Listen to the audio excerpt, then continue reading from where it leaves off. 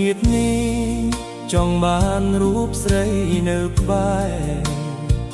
សួរថាហត់ទេ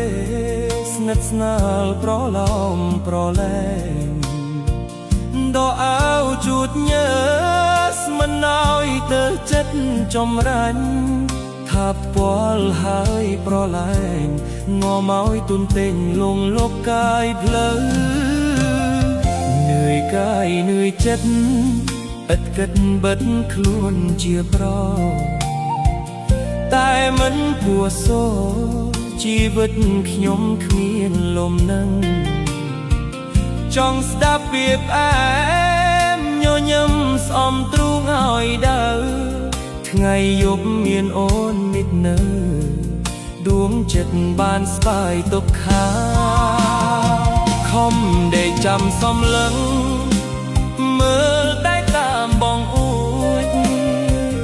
ខំបើកទូទស្សន៍មើលការប្រគំតន្ត្រីតែគ្មានន័យអ្វីឮសូរតែពាក្យខកស្នាចិត្តរឹតខ្វល់ខ្វាយ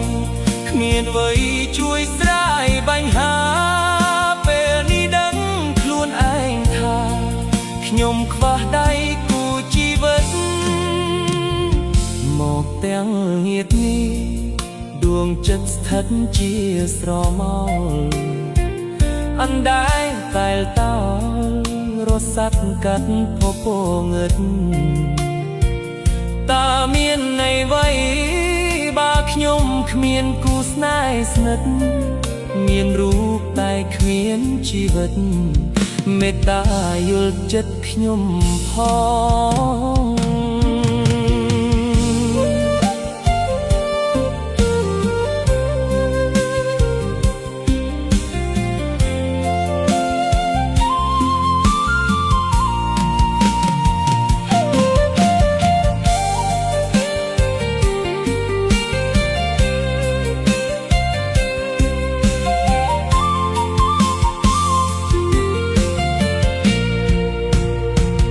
មកទាំងញាតនេះ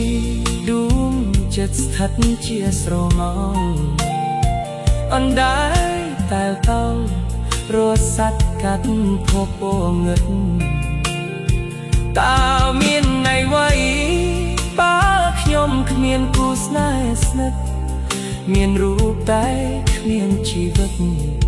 មេត្តាយល់ចិត្តខ្ញុំផង